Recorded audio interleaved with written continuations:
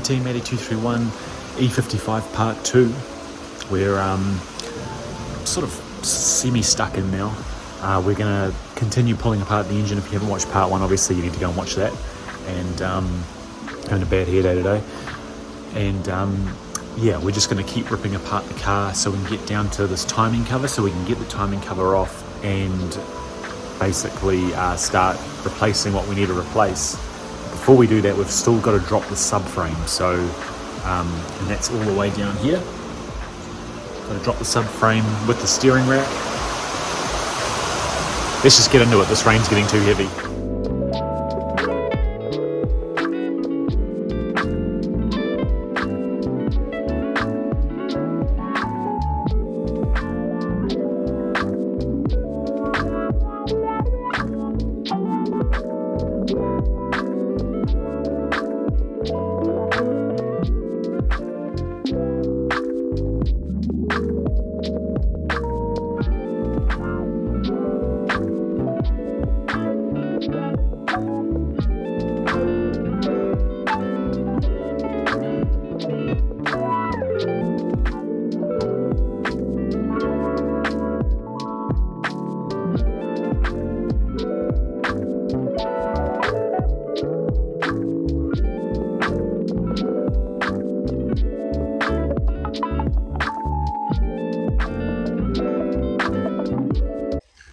So just stopping halfway through this one. So the tank itself is only held on by one single torque screw here, and then it's got a little outlet, you can see where my finger is, that plugs onto a snout on the back of the pump like this. And it sits on the snout, and then there's a little retaining clip that holds that in place, which looks like this. See? And it basically locks the tank onto that snout, and there's a little funny O-ring in there as well. So we've taken that off, and then the tank itself, yeah, literally, yeah, there we go. Will come off like that and make a mess like I've just done. Cool. I actually forgot to empty it. So don't do what I did. But you can see the fluid's nice and clean. I've flushed this steering system quite a few times, so the fluid's nice and healthy. But the tank itself is a 2003 or 2004 build. Yeah, 2004, genuine tank. So it's the original tank with the car, which is cool. But it needs to be replaced because the tanks have a unserviceable filter built into them. So I've got a brand new one actually already on the shelf from a while ago, a new steering tank. So when we install it, we'll put the brand new one on here, and this pump will be good to go for the next however many Ks. What we'll do though is just make sure, team, you plug that hole there, because you really don't want any sort of debris getting into the hydraulic pump due to the pressure it runs under. So I'm going to plug that right now, and then I'm also going to undo this banjo bolt here, which is a 22mm socket, I believe, or 22mm wrench to get that nut undone. And then we can remove this high pressure line, and we'll just have it hang down here for now. I'll just put a bag over it like I've done with all the other hoses, just to protect them from any contamination. And we'll come back to that one later.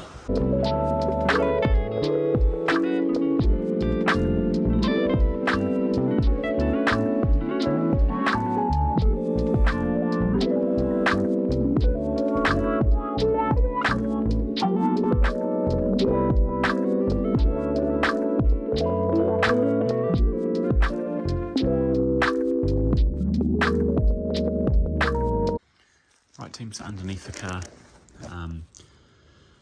we need to start just getting some of the connections or disconnections made to give us access to drop the subframe out. So basically the subframe is just this piece here, or the axle carrier as Mercedes call it, and it basically mounts to the car via 4 mounting bolts. See up there? And then also back here we'll have one probably. You probably can't see it from where we are here, but it will be in this area somewhere. There's 4 mounting points. So what we're going to do is start off by disconnecting the tie rods on the hubs, and then we're just going to simply disconnect the connections here and also the sway bar links as well, because the sway bar will come down with the car as well, since the sway bars are mounted to the actual subframe compared to on the 210 where they're mounted to the actual body of the car. So we're going to drop that as well. I'm just trying to think of how to do that. We'll probably disconnect the tie rods, sway bar links probably here, and then pull them off, and then that'll let the hub, the suspension, stay onto the car, and the subframe can disconnect with the steering rack. So yeah, so let's crack into that.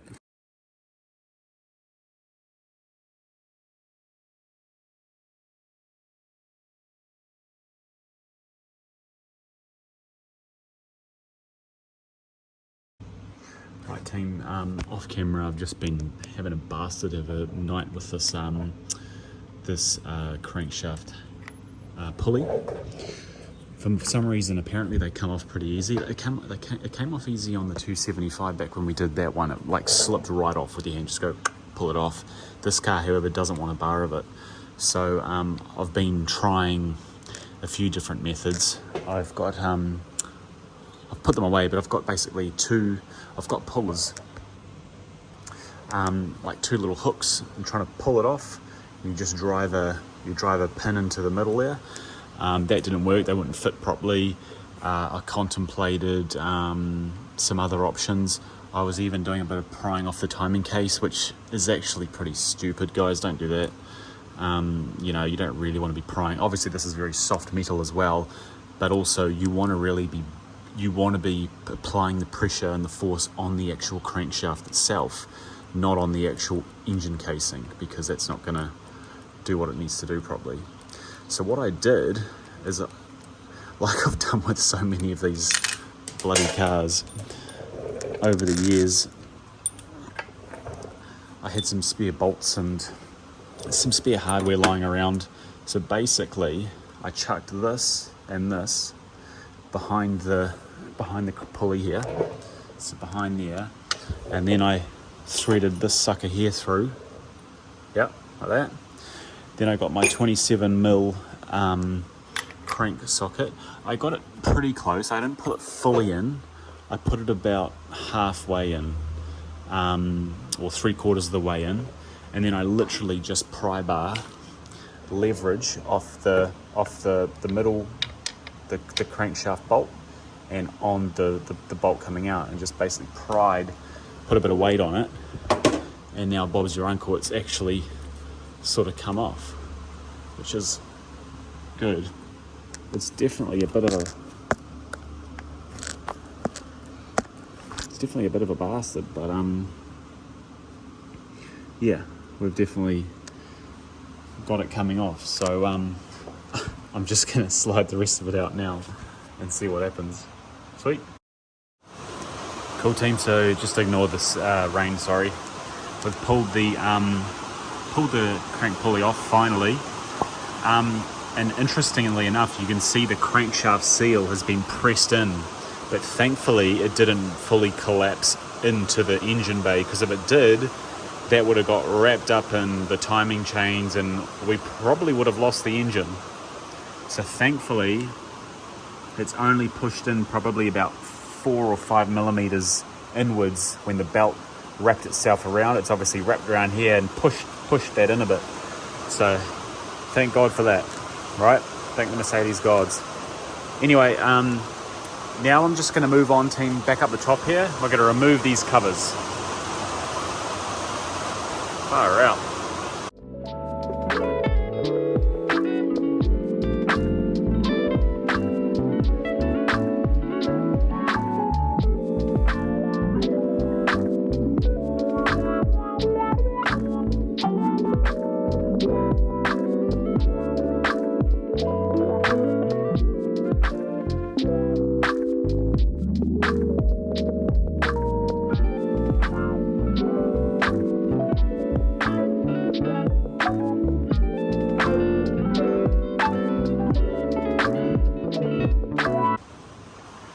Oh my lord.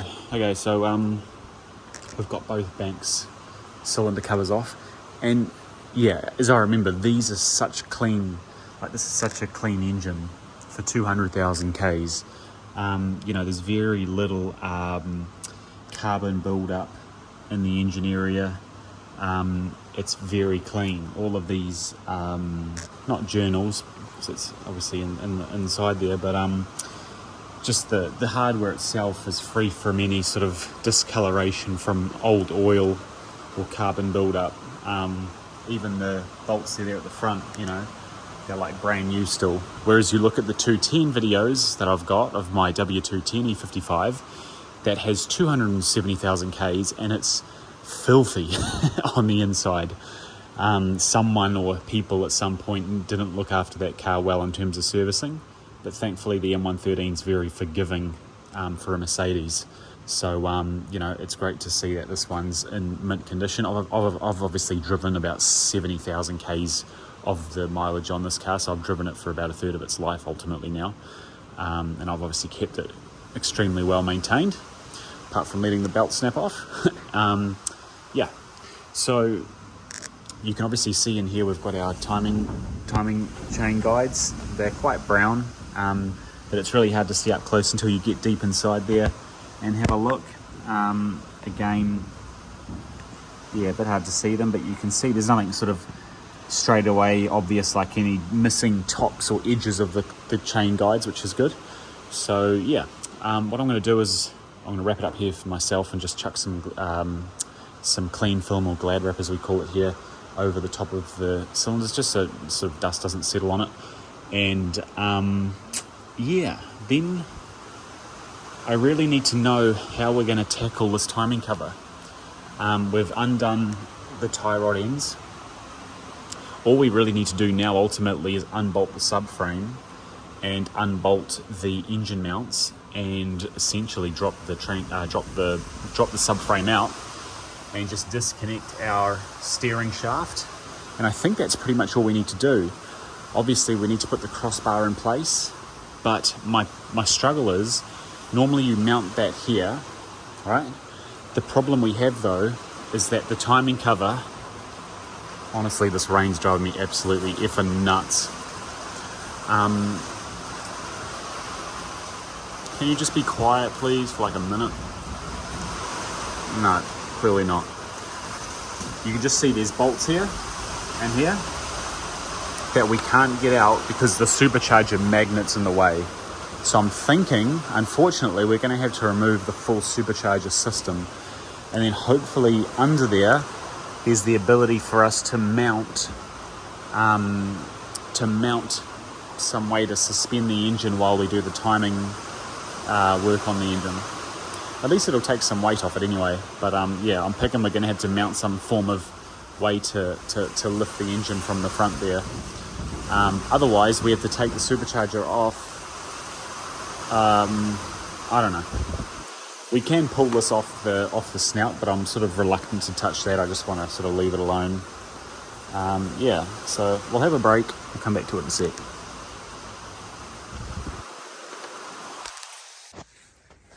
So what we're doing now, team, bit of a debate obviously, is how to get some of these hidden bolts out of the timing cover. So there's one back there and there's one here.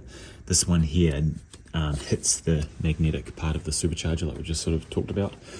So what we're going to do basically is remove these charge pipes here, and from memory they're just simply these top bolts here, and maybe one down the back from memory. Yeah, one down the back there on each side, and obviously the respective snorkel or snouts as well. So we're going to remove those, and then what we're going to do is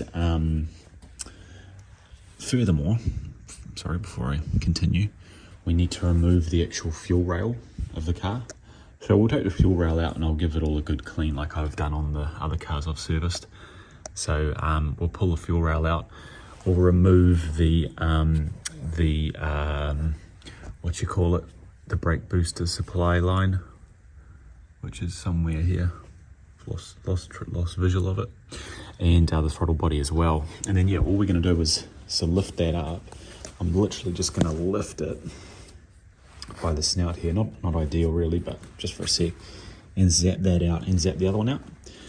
Then we'll lower it back down, and then we will, once we've lowered it back down, then we will use that to mount our plate to then hold the engine while we remove the lower subframe.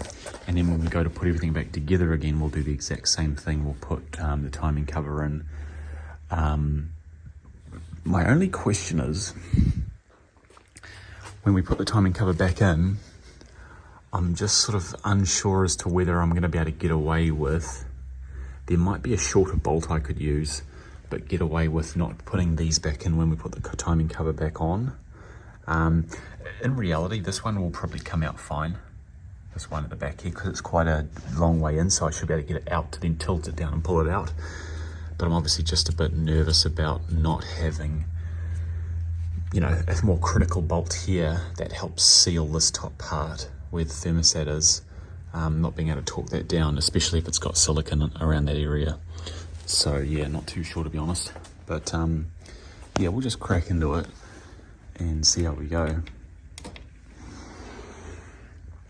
So yeah, let's continue.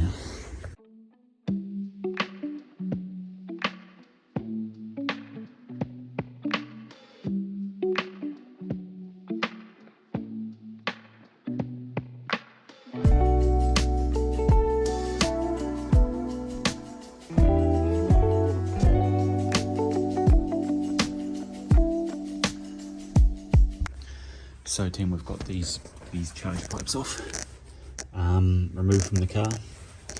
They're beautiful pieces of equipment, you know, like these old AMGs, mate. They're just so nice. Nice cast, I assume aluminium or something. Charge pipes, bit of carbon build up in here, so I don't know how much we can clean it, but we'll probably end up spraying some carbon cleaner in here and giving them a little bit of a clean up. Not that it really matters, but just for the sake of it, and just giving the general units a quick brake clean around the outside, just to get rid of all the black so they like brand new again. They still look brand new really. New gaskets obviously as well we'll need to get. I've just blocked these channels up with some cloth, just making sure no lint falls in as well when you put them in there, team. And yeah, so now what we're going to do is take the fuel rail out. So we've got basically 2 screws on each side here, and then obviously our main fuel supply, which you saw me undo before. So we're basically just going to unscrew this, which is already pretty much loosened off. There might still be a little bit of gas in there. Hopefully not. No, that's good. But yeah, crack these off. Cut the little cable tie here, just holding this wiring bundle. And then, yeah, I don't think there's anything else holding this guy in place apart from that. I actually might just block those holes quickly, although that's just to the intercooler on the bottom of the supercharger. And, huh? Wait, what the hell? Hey? What the fuck? That's weird. Normally your hair team is your brake booster supply, but for some reason it's not there. And then if we look down here, there's this thing here sitting here, just randomly sort of sticking out, which I believe is attached to this here. So either I've pulled it out already by accident, or it hasn't been plugged in for a long time. And the reason I'd say it hasn't been plugged in for a long time, I might be totally wrong again, it just looks like it's not been covered up for a while. You know, you can see all the debris and dirt on it. Weird. That's very strange. And that connects down to here, team, to the emissions. Oh, what do you call it? I've sold a few of these, the evap control valve. It ticks, it's like tick, tick, tick, tick, tick. People commonly think it's like an engine problem, but it's just this little sucker ticking here. I believe it controls... you know, I'm not going to speculate because I don't actually know, but unless it sits down here further. Oh yeah, no, there it is. Yep, that's where that sits. Where's our brake booster line then? Oh, or on these cars, sorry, I don't think they actually have them. I don't think they've got the brake booster line on these supercharged ones. Yeah, but definitely the evap is disconnected, which isn't good, so that's not even been running properly. I don't know if that's maybe to do with possibly my emissions errors on my catalytic converter errors on the engine light I get every now and then. Maybe. Cool if it was, but probably not. But anyway, yeah, cool. Let's get these fuel rails out, team.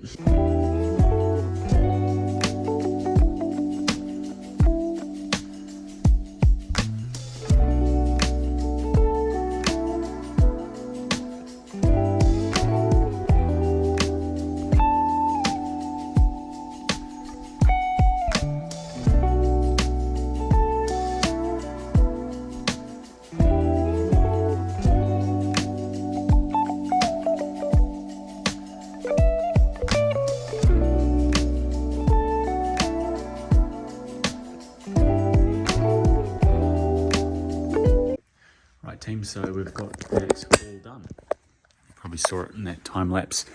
We pulled the sucker out, and as I say, the way we did that, take those charge pipes off, take the fuel rail out, take the throttle body off. I can't get the harness out, so I'm just putting it up there for now.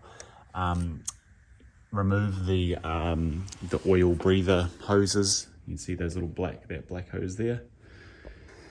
And then basically we've just got the two little, I don't know, are they called EGRs? I don't know if they're EGRs or not. I think they are.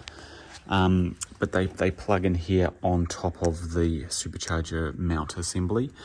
And then, yeah, you've basically just got little Torx bolts that hold, don't forget that one there, team, I forgot that one at the start. 3 down here, and also this one here. It's a bit tighter because it holds this bracket. Loosen them off.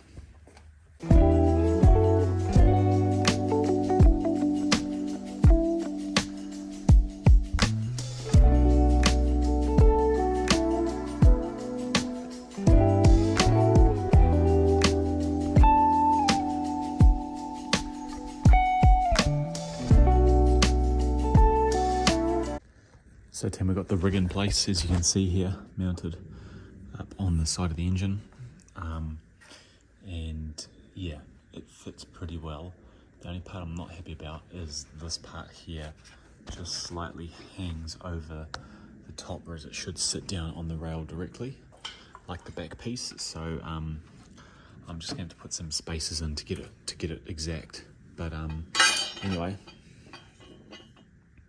so if we turn this around, team, I've got the right bolts.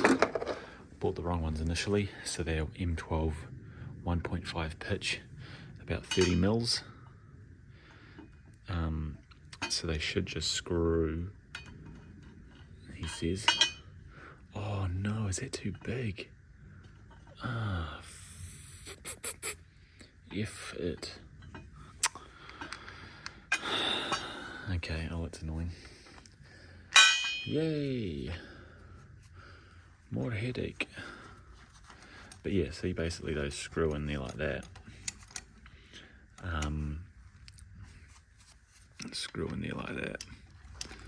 But unfortunately, my plan to use this is sort of not worked now because the screw size is too big.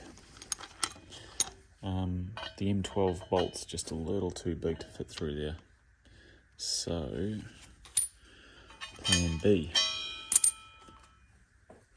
What we need is just another way to basically just support this front piece with this hook here. Yeah, okay. Let me think of something. So that's the first thing, and then second thing is the back here. We've got these different eyelets, one at the back on the left here and one on the right. So I'm probably just going to use a couple of these that I bought, these stainless steel D-shackles, and use them to help us basically lift off that point there. So let me set something up and see what we can do. So team, we've cleaned up a few parts. I've done the AC compressor, which looks sort of like brand new now, before it was black as. Done the alternator just lightly, original alternator. We've got a brand new alternator already, and I'm going to buy a brand new air conditioning compressor. So we're just going to put these on the shelf and sell them for anyone who needs one. And then like your supercharger tensioner, you can disassemble the main pulley off it. I've just cleaned it up with brake cleaner. It's still not perfect, there's a bit of gunk in there still, but the bearing's good as gold. Cleaned all of this with brake cleaner, so it's sort of like new again. It's not perfect, but it's a lot better than it was. So that just goes back on there like that, and our little screw cap goes on the top, this guy here. Yeah, so I'm gonna just continue with disconnecting the steering column shaft from the steering wheel, and then we're ready to basically get that engine supported by the crossbar. But I'm just getting a tool made so we can lift the engine, because we don't have that right now. So let's continue. Right team, so gonna disconnect the steering column from the steering rack. So I've just put a seat belt around the belt here and buckled it in, just so if the odd chance the steering wheel, once you undo it, starts to just naturally spin under its own sort of weight until it settles, it could damage the clock spring. So you probably don't have to do that, but just being extra precautious. So yeah, you can see the steering boots there. We're going to lift it and attack it from underneath. And yeah, I've got a cool tool being fabricated right now that'll connect to here, and it'll allow us to hook, whether it be this or a direct D bolt U-shackle to this here, so we can support the front of the engine. I'm not buying the original tool, even though it's probably going to cost not too far off the original tool cost, but yeah, so we've got that coming, and then we can finally drop the subframe. But basically the last thing, as I say, we have to do is simply disconnect the steering shaft. So we'll do that now, and then we're going to crack into getting this fuel rail, getting it just cleaned up a little bit, getting all of the O-rings off the injectors, and getting it ready to be reinstalled with fresh O-rings once they arrive. So we have to do an order, actually, an FCP Euro order, just for a few bits and pieces as well that I need to organise, so I'm going to get onto that shortly. Cool, so I've got a super long 13mm tool here to undo the steering rack bolt. So if we just take a look under here, team, you can see right there, that bolt there with the red marker on it. That's the one we're undoing. Now usually, I don't know if this one will or not, I don't think it will, but usually it'll likely be the piece that comes out of the firewall. They can usually telescope out or in, so you can sort of pull it down and then drop it off. Cool, so got that out, team, not too hard. This bolt is your lifeline. This bolt keeps you from flying into a ditch or something, so make sure you look after it and put it back on at the correct torque, which we'll discuss when we get to that point. But yeah, now the shaft, I don't know if it'll just pull out necessarily. No, so you got that like heat shield thing around it, and then oh yeah, there we go. Yep, there you go, team. Cool. You can see the hole now popping out. There we go. Perfect. Disconnected. Nice. So you can just see the stump there of the of the steering shaft there. What I'm gonna do, I might just store the screw back in the hole for now. Cool, let's move on to the injectors.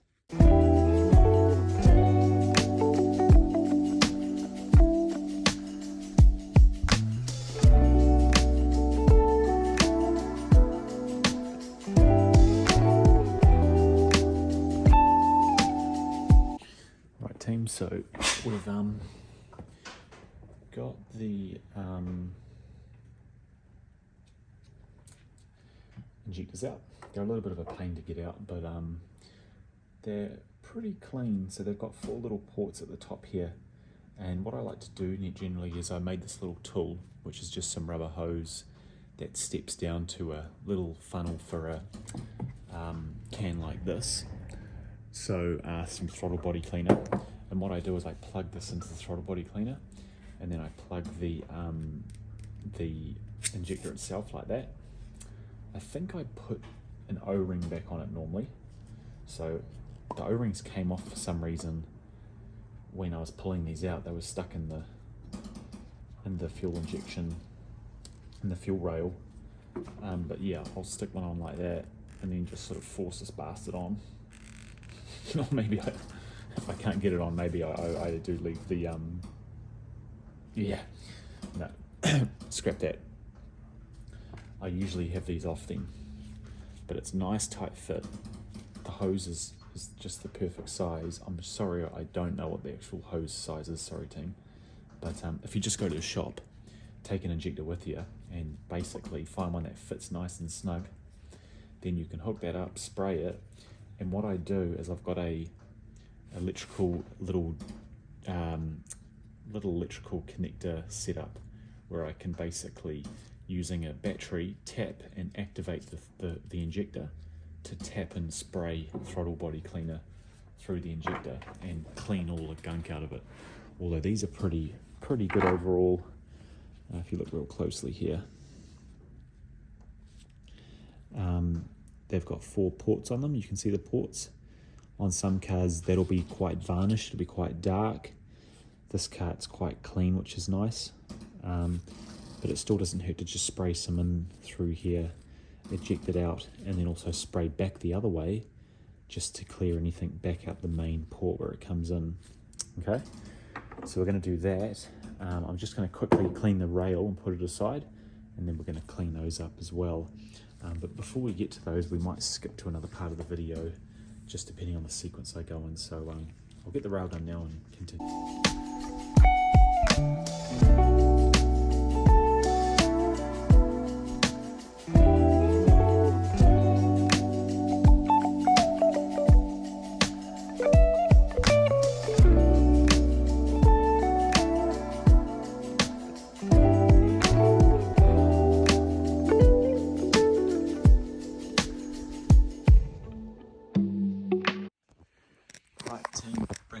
Inside in the house.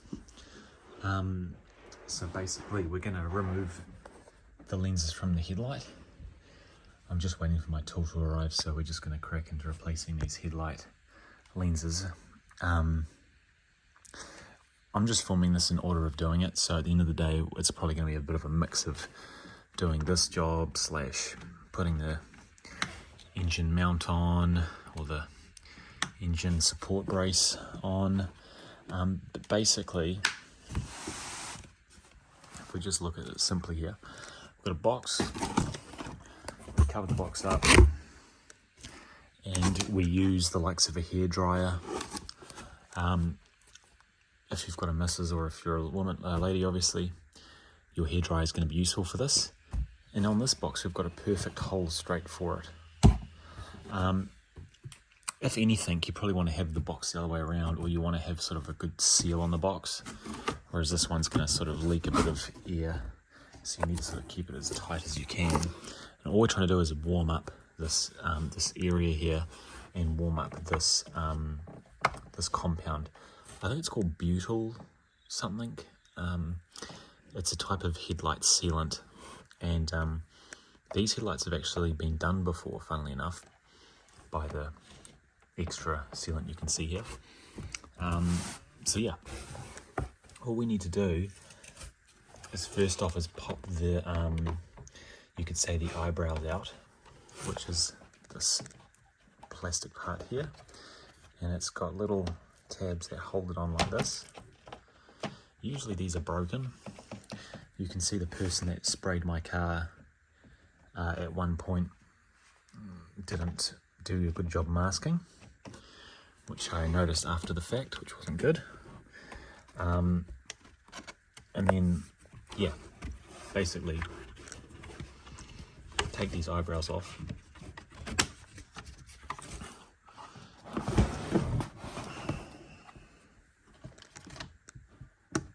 Just be careful, team, because they will break. Look how dirty they are. So just be careful how you do them. Oh, this one even has a little torque screw down the bottom here. So I'm going to have to go back to my shed and get a torque screw driver to undo these two screws, and then we'll be able to take that fully off. And then you can see the whole way around there's these little metal tabs, and they literally just with a pry tool just ping off. And then you've got the ability to heat up and split these lenses off, which right now we don't have. I don't know if these are the original lenses or not, but I'm sure these lenses have been removed at some point. Someone might have put a different clear coat on top or something. But yeah, strange. I am going to buy a brand new one of these eyebrows just because this one's got bloody paint on it, which doesn't look great. And yeah.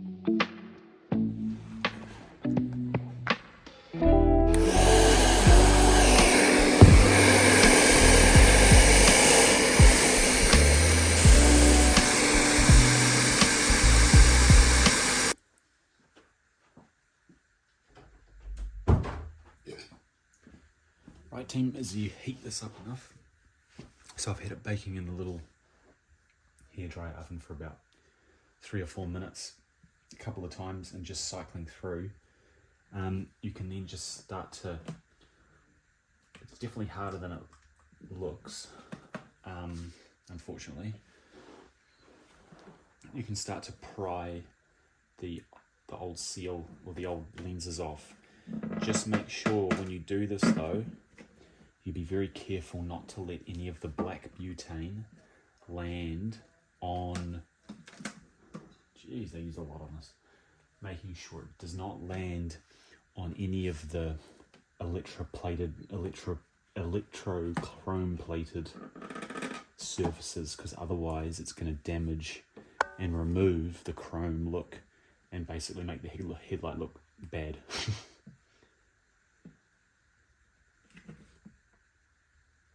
So just gently, if anything, I've probably melted this one a little bit too much actually.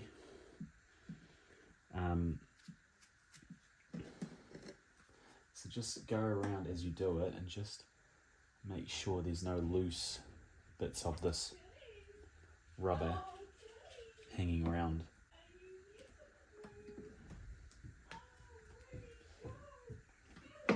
You can hear the rest of the family in the background.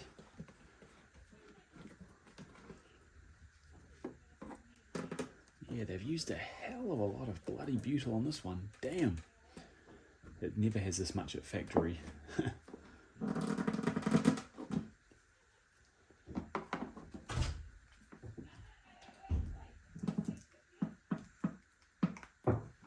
Just gently. Just be careful where you pry on, because you also don't want to damage the mating surface, and you don't want to also break any mounting points off, because otherwise you're going to bust the whole headlight. Wow. Crikey, they've used some bloody sealant on this. You do not need this much sealant, guys. Wow. Hey, in saying that, the more the merrier. You don't want the headlight to, I guess, leak or get too much condensation.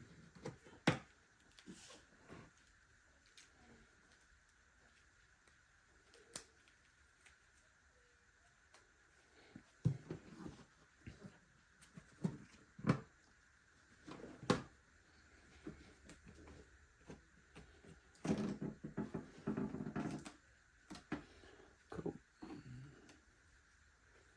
All those little dags team, just grab them. Cool, that's good. Cool, that's one lens off.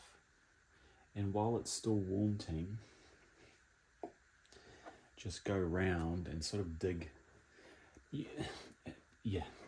I say this, you probably could keep a lot of it there, and maybe I should, but usually I sort of clear out a lot of the excess and I'll put new stuff in. But because this actually hasn't been sealed in a while, isn't actually the original seal, I could actually probably get away with leaving some of this in place, because they have put a shitload in here. Wow. But you can see how nice the headlight is inside. There's no marking or anything at all. It's like mint.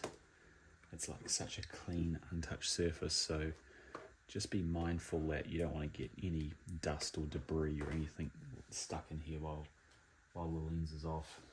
Ideally, you'd want to go in and put your new lens in straight away if you can. But in my case here, I'm just doing that separately later on. So I'll get some of this excess out.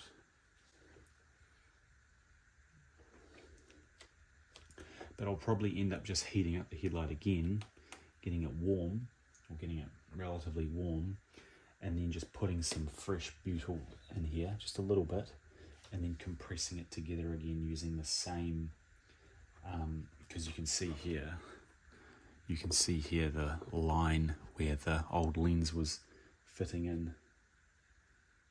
So I'll probably, keep a lot of it in there and just put some fresh stuff in when I get around to putting the new lens on. But yep, just make sure you don't let it, any of this touch the surface, because you'll find it'll peel the chrome plating off.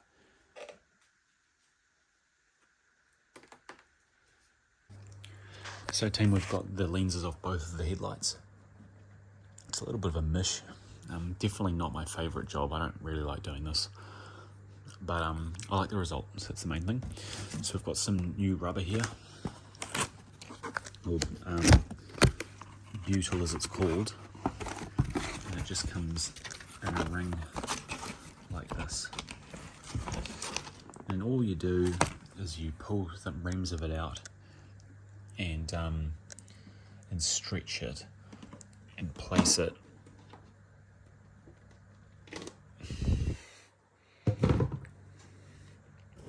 in the little grooves around here of where the headlight lens sits. So I've gone around and cleaned just some of the gaps up, and you only need a little bit. But you basically just put a very thin string of it in the gap here, and then what we're going to do is put the headlight back into the box, heat it up so the stuff's a lot more malleable, and then we're literally going to press the new lens in. So it's as simple as that. We're just pressing the new lens onto the existing headlight frame. So team, here's the new lens. So it looks really good, looks nice.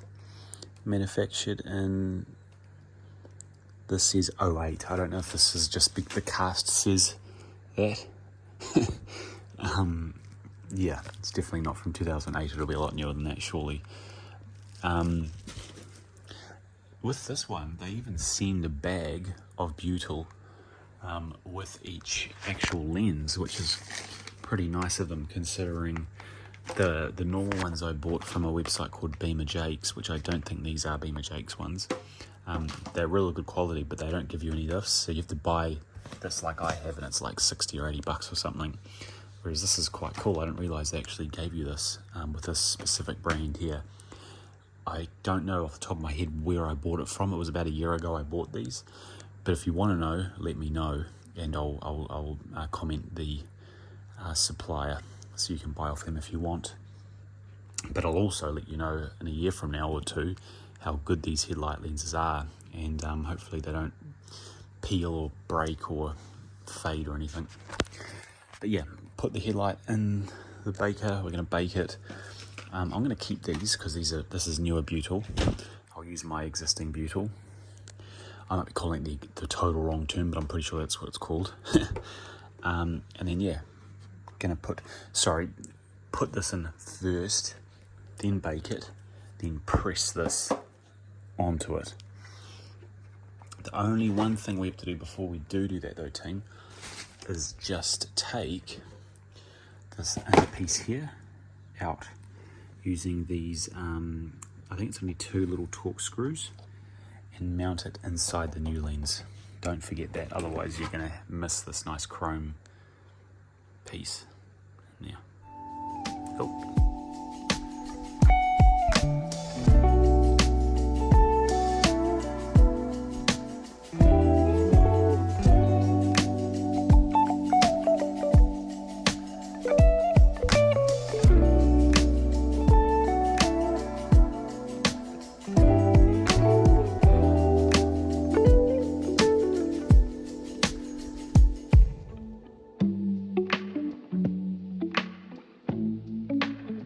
So folks, we've got our headlights back in the shed,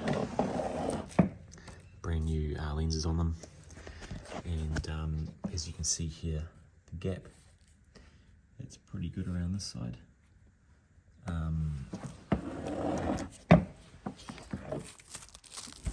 You just want to check to make sure. There's always going to be a bit of a gap, so don't worry about that. But yeah, the whole way around here, we're pretty good. So you've just got to be careful. You can see that little black mark in there. That's some of the black butyl that's stained down there. Thankfully the bumper hides it, but again, that's where you've got to be very careful. You try and minimize as much exposure as possible to that getting onto any of the chrome parts, because you'll find it's basically impossible to get it off. Cool, so I've got some timing tools here.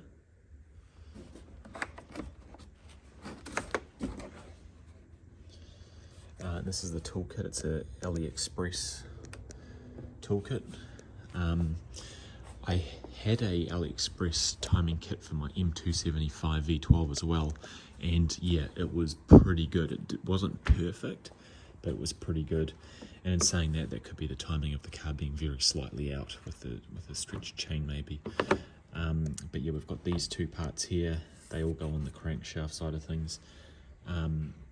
We'll look quickly how you install it on WIS, because I haven't done this before on a 113, and I probably wouldn't even remember how to do it on the 275 as well. So let's bring that up quickly. What we are going to do is just quickly reinstall the crankshaft pulley. I'll just put a little bit of oil maybe on the crankshaft snout, just so it slides on nicely, and then we'll just lightly do the crankshaft bolt back up so we can turn the engine to 40 degrees, I think, top dead center, I think it is, and then we can put the timing tools in place. Yep. Right team, so basically ran into a bit of a hurdle, which I was expecting. The timing chain obviously is behind here and runs around to the crank here and back up again, and there's 4 timing guides. And basically what I researched from my Mercedes computer from WAS is that you need to remove the heads to get these rails out. You can only replace 1 rail without fully taking the heads off, which is not ideal because I was literally doing this job to replace the timing rails. Now secondly, we've got an issue with our timing. So there's little notches in the camshafts here where you align the tools. You would have seen me just working on that now. And basically the timing tools don't align. The tools should sit flush against the head like this. So it slides in there, locks into the camshaft, slides in here, locks into the camshaft, and screws onto these cover screws here. But mine doesn't. Mine is slightly out, which means the timing chain has stretched. So I need to basically put a new timing chain and a new tensioner as well. There's a tensioner right here, as you can see. So new timing chain and tensioner, okay? But yeah, to put the actual timing chain in and to put the guides in, you need to take the head off. But the timing chain can be put in without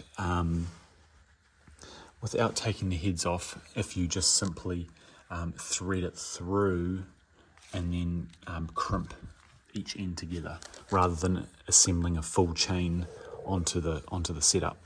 So yeah, so okay, timing chain guides don't work. So I've basically found a forum post online.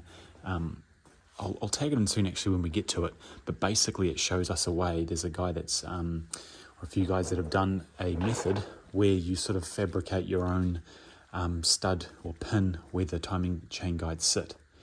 So that means I don't have to take the heads off, which is good because I've gotten this far now and I'm thinking, okay, I've got to drop the engine on the subframe with the transmission, or I've got to lift the engine out onto an engine stand so I can ultimately take the heads off, or I've got to do it with the heads in the car, but I just don't want to do that.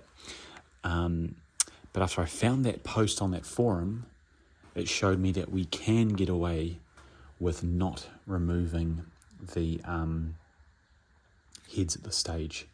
I can do the heads another time if I need to. There's no head gasket issues, there's no valve train issues. Obviously it'd be good to do the valves anyway, like lap the valves and clean all that up, but they're fine for now. There's no blue smoke, all the seals are good. So, you know, we just want to do the timing here, and if I had to take the whole engine out and take the heads off, that would add literally like $500 minimum of cost of materials, head gaskets, head bolts, etc., plus all the time and cleaning everything. It'd be like another 3 weeks of work, part-time like I'm doing it at the moment. So that's not going to work, but thankfully that forum post has helped. So plan is now I'm just waiting till Friday till I get my bracket here so we can lift this engine up and we can finally get into removing the bottom oil pan, the upper oil pan, and then we can pull the front cover off, and then we can get into the timing chain guides and stuff. But I'm going to, in the meantime, organize a new timing chain. First thing we need, a new timing chain. I've got brand new guides already, and in the interim I'm just chipping away, cleaning up these little hoses here and there. So I've just been using a mixture of cleaning with some cleaner and then some rubber protectant and just going around, and as you can see, that's all the crap I'm pulling off of these hoses. So rather than buying brand new hoses, I can reuse the existing ones if they're nice and what do you call it, plump, or nice and squishy still. If they're real rock hard, obviously you want to replace them. Even this hose here, while it's just got a bit of oil build-up, it needs a bit of cleaning, but you can see it's still squishy and good. So if I give it a good clean and a good bit of protectant on it, it's fine. Okay, so let's continue and we'll get into the nitty-gritty shortly. So team, finally ready to go. So I've made this custom tool. I had a local engineer here in my local town. Made me this tool. It's pretty butch, like it's pretty thick and butch, but it's just not, it's definitely not as solid as some of the other tools you've seen, but it's all, you know, pretty solid, hand fabricated and laser cut. So the holes line up on the top there, and I've got a little bit of wiggle room as well, which is good.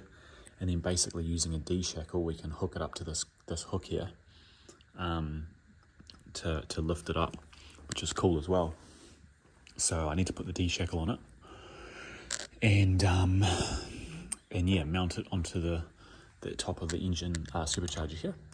And then we can support the weight using this up here. And then we can go underneath and loosen all the bolts off before we drop the subframe. But before I do drop the subframe, I'm just going to let it sit overnight with the subframe just lightly undone. I'm not going to take it out fully yet, just to make sure it sort of settles on that bracket nicely and there's no undue stress or any, obviously, deterioration of any of the mounting points. So we're going to do that just before we do actually fully truss the crossbar.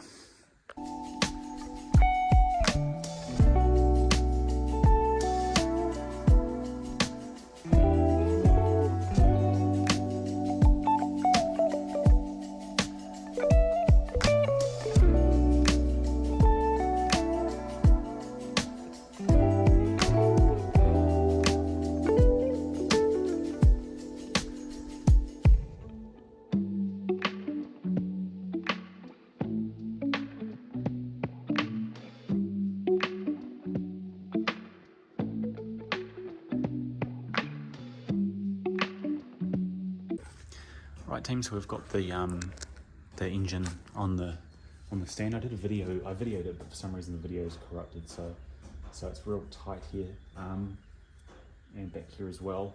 I've tried to keep the alignment, if we look at the car side on, try to keep the bars or the hooks vertical as possible, so you're not obviously tilting backwards or forwards. You've got them lifting directly up 90 degrees perpendicular to the engine direction. So if I check that now, it's all good.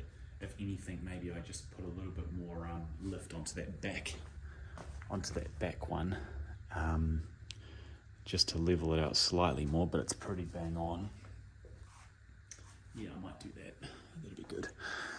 And then what I'm going to do now is I've already lifted a little bit. I've probably lifted it like 3 or 4 millimeters, and the engine mounts are already a little bit loose, so that's good. Well, you can already see the play there with my hand. I can shake the engine, so that straight away shows you that the weight's off of the engine mounts. So now I'm going to just crack off the subframe bolts. There's 4 of them, and I'm using an E14. And they're smaller than I thought they were. So E14. Generally, you replace subframe bolts. You don't have to, but I have heard of E55 211 subframe bolts cracking on cars, and I drove an E55 wagon a few years ago. Obviously very rare to find a wagon, but I test drove a wagon. It was pretty rough before I bought this, and that apparently had cracked subframe bolts at one point where the subframe like dropped out of the car, which was not good. I think they were going over a speed bump. So just replace your subframe bolts. I think they're costing me about $60 for genuine replacements for 4 of them, so about $10 US a bolt. Just replace them. So I'm just going to undo them slightly, probably bring the thread out a little bit, and then just leave it. And again, just check the integrity of the engine still hanging there safely. I might lift the car up a little bit, put it back on the stands, and just leave everything as it is for the night. As I say, I'm probably too particular and too cautious, but I'd rather do that than straight away trust it and something snaps off. But yeah. Our mount seems to be holding so far.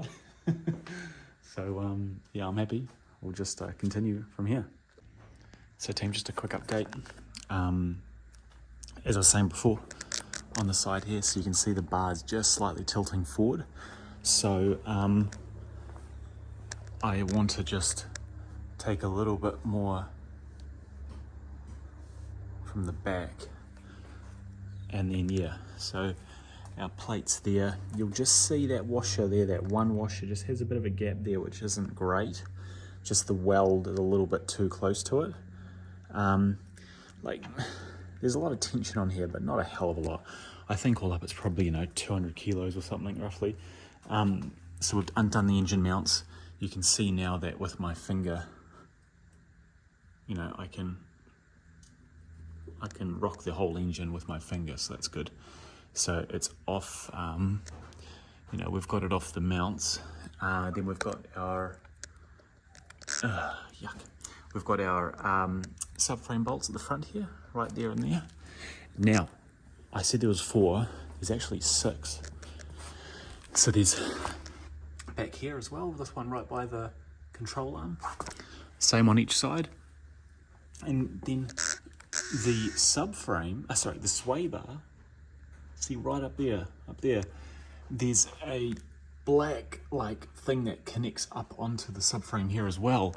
So there's actually 6. It's sort of like part of the sway bar link assembly, and the sway bar is attached to the actual subframe on this car, whereas on the likes of the 210 here, the sway bar is actually mounted onto the body of the car itself, rearward of the steering rack. So it's a bit of a different one, whereas on the 211 they've put the sway bar in front of the rack. Not sure why, but yeah, so that's interesting. And the other interesting part is that I've undone the bolts for the sway bar, for the subframe, but it hasn't dropped much yet, which is weird. So I'm just worried that there's something else somewhere attached that is holding it in place. We've pulled, yeah, I might just need to pop all of the suspension off. I assume possibly the suspension's helping keep the subframe sort of upright, whereas if we pull the control arms out, we should be able to then drop it fully. And yeah, it won't weigh much, it'll weigh like 30 kilos plus 20-ish for the rack itself. So we'll drop that onto some stands shortly, and then we're finally able to start ripping this oil pan off.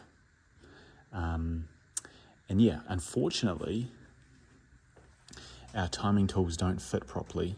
So what we're going to do in this instance is we're going to, excuse me, we're going to crack off the camshaft gears, and that'll allow me to take the slack out of the chain, as well as obviously no doubt the tensioner as well. That's probably the main thing. We'll take that off, the tensioner off, and then we're good to go in terms of, yeah, pulling the bottom off first and then pulling the cover off, and then we're into the guts of it. So let's continue.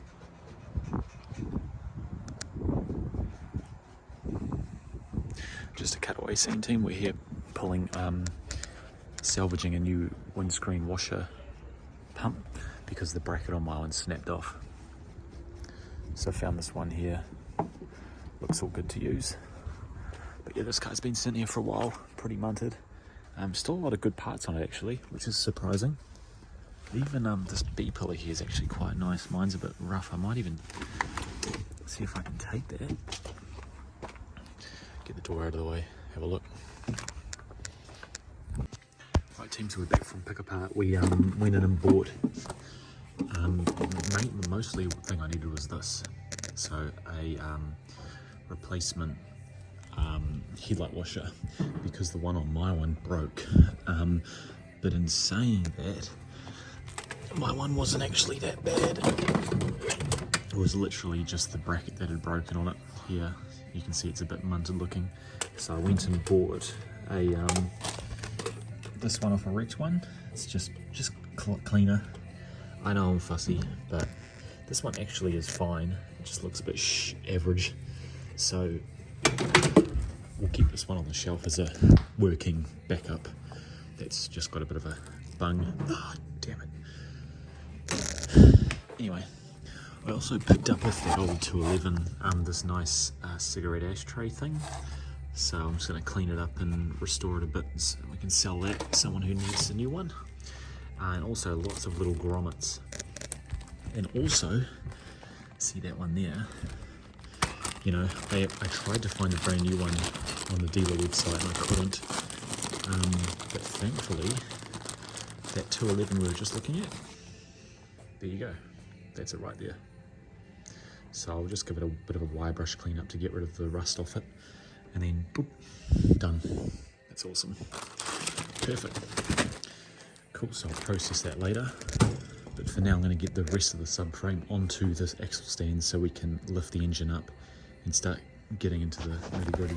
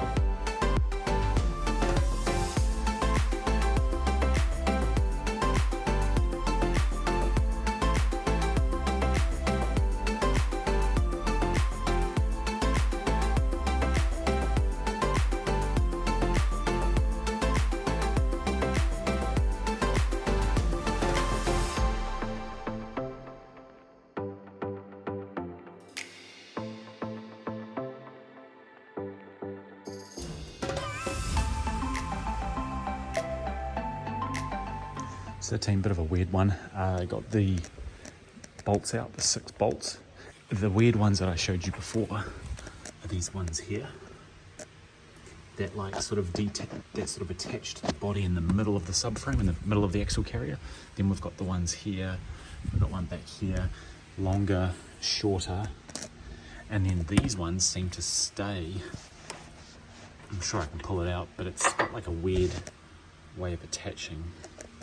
It's got some sort of, I don't know, something different. I'll have to see how that works when we reinstall it.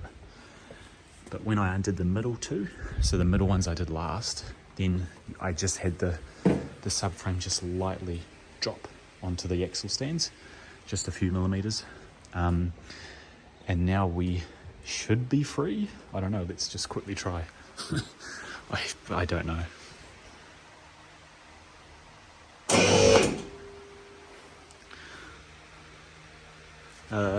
Do we? Yeah, we do. Yep, yeah, we're free. You can see the gap there getting bigger. Back's dropped out, that's good. So we've just got to be mindful, team, of the, what you call it? The sway bar. This little bastard here is underneath the sway bar. So I need to just move that connection quickly. I think it's one of the ones back here. I think I bought new brackets for these because these normally mount into the body here on a little clip, but they've obviously broken off over the years.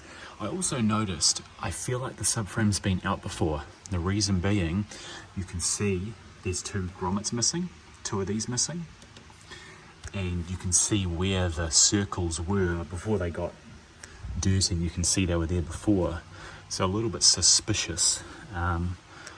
Not sure why someone would have had this dropped out before, unless it had again a major engine sump, re-skin, or if it's had the engine out before maybe. It doesn't look like it to me though, but clearly something's been done here before. The only other thing we've got to be mindful of, yeah, so it's both sides, okay, that's fine. So just be mindful of that. And finally, the steering rack hose here, that's coming with us. And this one here as well is, oh, wait, no, this one, no, that's fine. Yeah, no, that stays on the subframe. So it's just, actually, we're fine. Yeah, no, that's all good. Everything's all good. Just as we bring it up, we'll just make sure we look out for these things. The next bastard of a job's going to be moving the subframe out of the way so we can access the engine, because I don't want to have to work in between with it sitting in the way. So I'm going to have to move the subframe out of the way. It shouldn't be too heavy, but it still won't be light, so I might have to get 2 hands for that.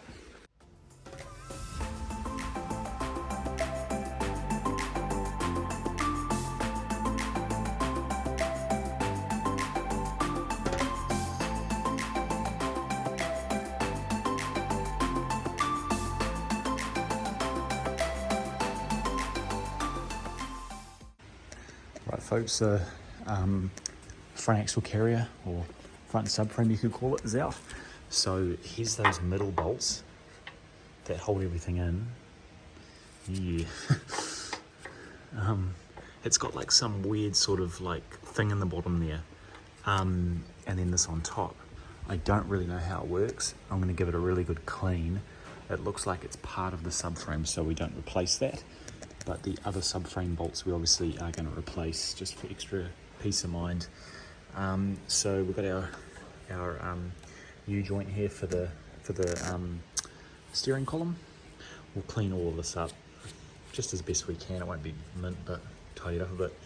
High pressure steering hose here, and then the return line goes along here and out the front back into the radiator cooling fins. We've got our sway bar here. The sway bar for the 211, at least for the Amatic one as far as I know, is a one whole part, and you can't buy these bushings here. It's one whole piece for $650 or 400 US, 350 US.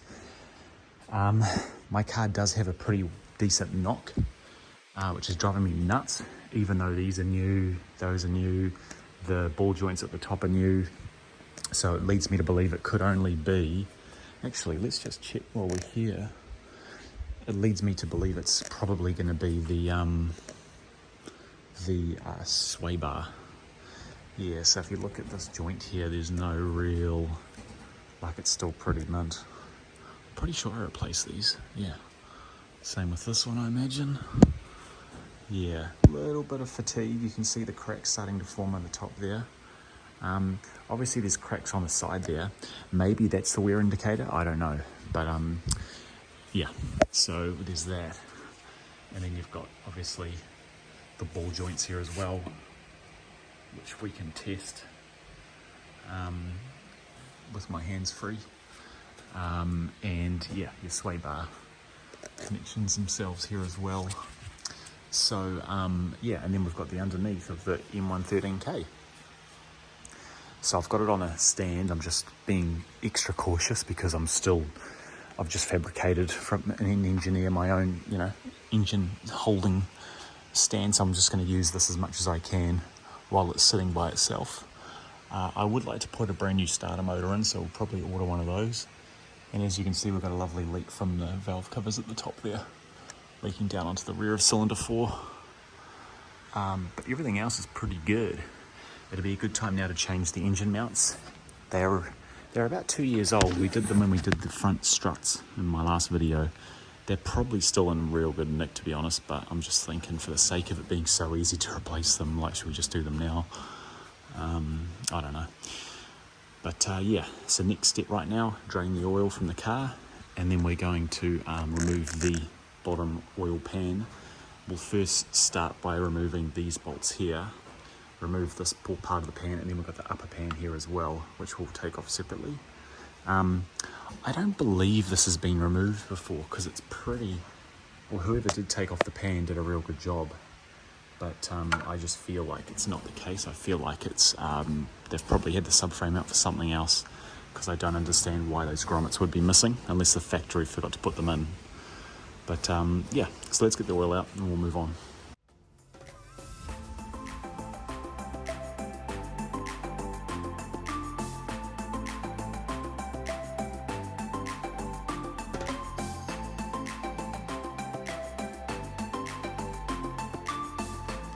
Sweet team, so remember we've got two drain plugs on the 113, we've got one at the front and one at the back. Surprisingly, this one's dumped about 4 litres. The 113Ks take 8.5 litres from memory, or at least that's what you do when you refill them. So how much have we got here? We'd probably have, what have we got? We've only got about 5, 6, 7, 4, about 3.5, and about 4 up here. So we've got about 7.5 litres. So we were a bit low. We've also drained a little bit out when we've done the oil filter and just a couple of the oil lines. But all in all, the system probably holds, probably 9.5, I'd say. That's just me guessing. I might be wrong. It might be 8.5. But basically, when you do a drain and refill, it's usually about that. So cool. I'm excited to clean this up, guys. Like, you can just see all the build up there, how yuck it is. This side's not as bad, but we'll get a bit of brake cleaner in there and go to town. To be honest, we might do that first, because I don't want to be replacing and removing this stuff and then having it all clean and reinstalled and then be spraying brake cleaner around here and getting it flickering everywhere. So we might actually do that first. That might be our first job, is just cleaning up around this these longitudinal members, I think they're called, here, and just getting some of the blackness off before we drop those pans. But I'll let it sit for a while and drain all that oil out. So team, a few days later, we've got a nice exposed M113K underbelly. I realise we need to obviously remove the oil level sensor, remove all these lines, connectors, so we can obviously drop the actual upper oil pan itself. And I believe we also need to remove these bolts here, because it's this whole piece. So this bracket with the catalytic converter harnesses will also come out. Cool. So for now, again, it's probably overkill, but I've just chucked this here and it can just stay here for now. We don't really need to move it at all, but it's just an extra bit of safety for my real pedantic and yeah, just peace of mind for me, because I'm real anal about safety and stuff. Look at the oil, damn. Where's that coming from? It's pretty nasty. But yeah, so we'll get this pan off.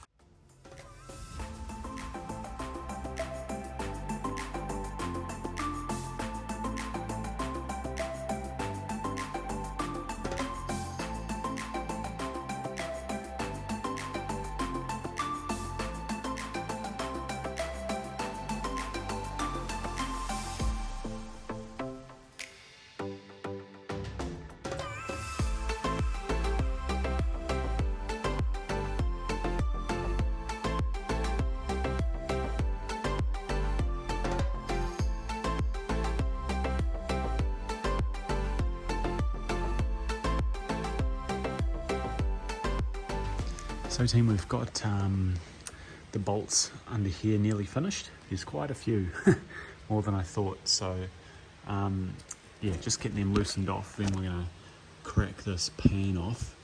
And I've got a tool that'll split the pan in the seam there. It's surprisingly quite hard to split a pan if you don't have the tool, at least to do it safely anyway. So we've got this tool here. It's a TE tool, and you can see I haven't looked after it that well. It's a little bit rusty, but it's got a very thin blade, and what you can use is a little hammer to put it into the seam there. I'll probably find somewhere better, and just to slowly tap into it and work your way around, and then you'll be able to pop the whole pan off. So I'll try that in a sec. But yeah, I'll finish taking the bolts out. Before I take the bolts out, like I said in the video earlier, I just wanted to make sure that this stuff's cleaned up. And frustratingly, my stupid phone, in saying that it's getting a bit old, didn't video me time-lapse cleaning this up. So as you would have seen before, it was pretty much all black the whole way across. Same on this side. I've just cleaned that up now and polished it, just with a bit of medium cut and polish. It's, I'm not spending time on it. It's better than nothing. But it just helps get that fine layer out, and it leaves it nice and smooth. Not that it really matters, but it's just going to look better later on. And then what I'll do is I'll probably get up and do that part later on, as well as that part. And obviously up here, there's still a lot of mess to get rid of. And I'll probably, actually, now thinking about it, it'll probably run down here again. I'll have to clean this again, but that's fine. So that's going to all look nice and swish. So yeah, let's get this pan off.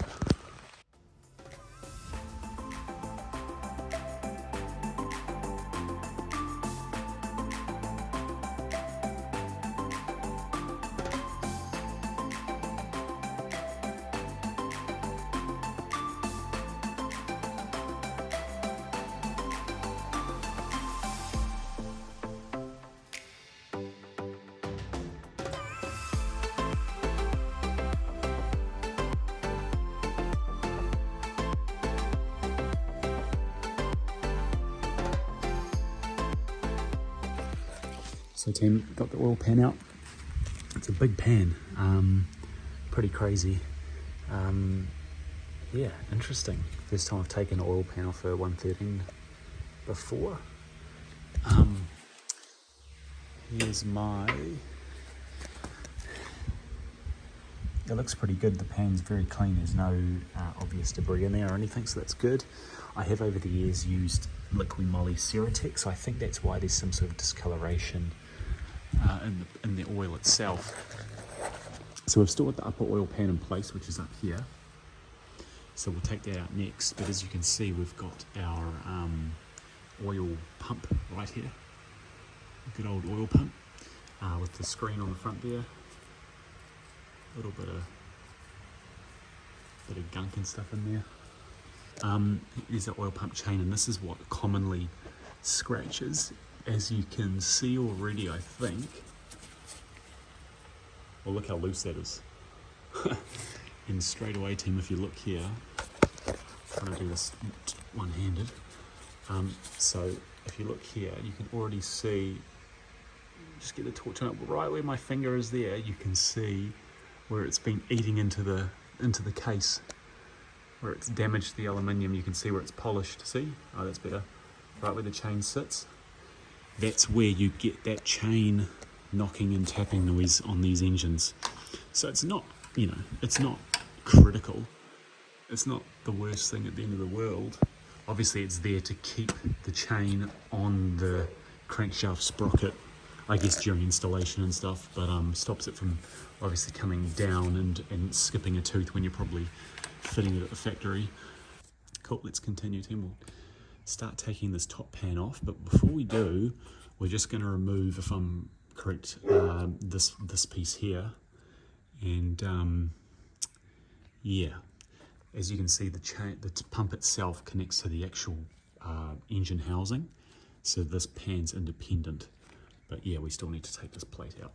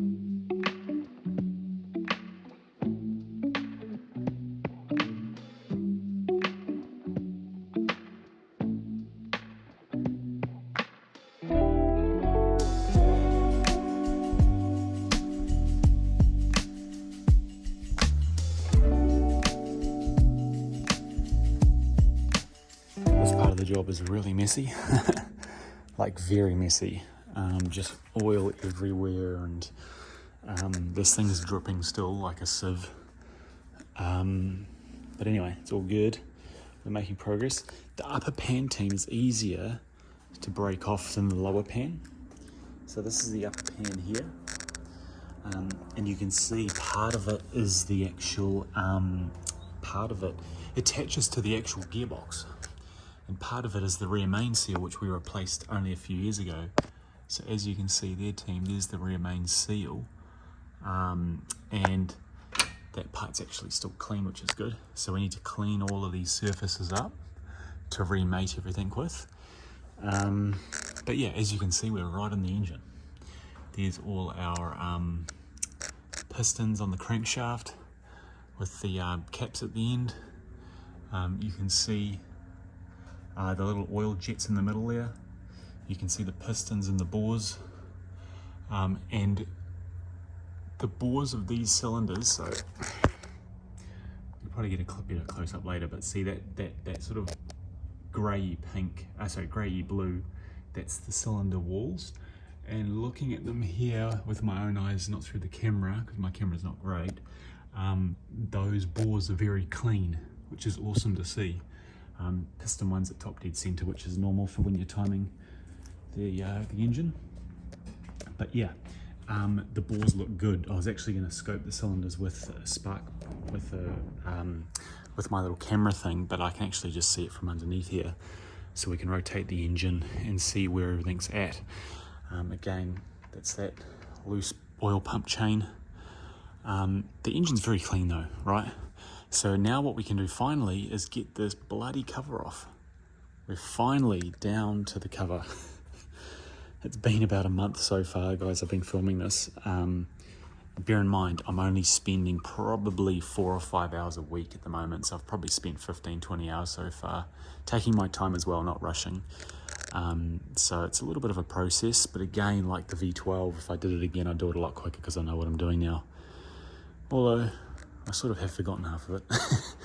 But yeah, cool. So now what we're going to do is take the cover off first, then we'll remove the oil pump once we get this chain off. And yeah, I might have to get the chain sort of cut off or something just to get into it. But yeah, making good progress. I'm a little bit reluctant to have this open like this. I'm sort of wondering if I should put sort of a plastic shield under here. But then again, we're in a sealed garage. Dust generally wouldn't come up into it. Obviously, if it was exposed from the top, I'd understand.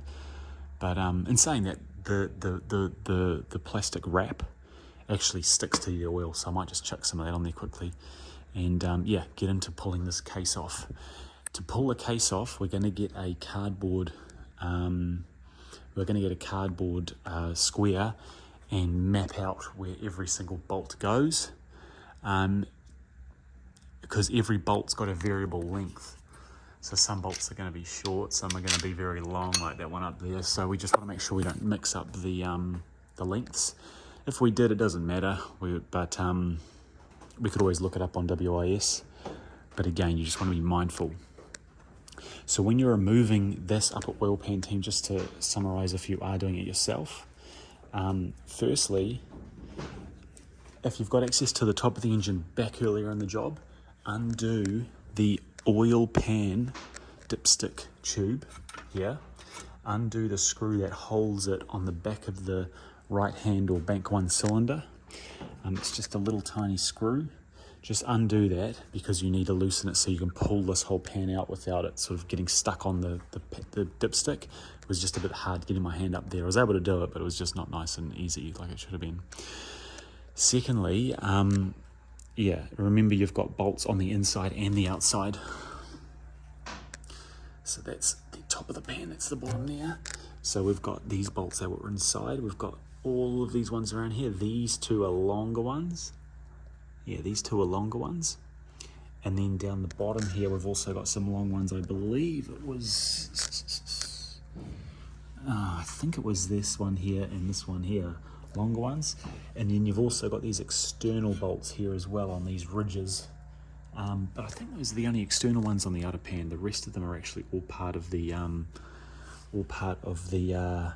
inside of the pan, obviously apart from, you know, your rear main seal bolt holes here and just the other little final ones here that hook to the upper case at the back here. But you see here, I've pulled out the transmission bolts, those big suckers, just so we can get room to get in there. So we're pretty well exposed now. Yeah, let's just get these, just get this timing case off.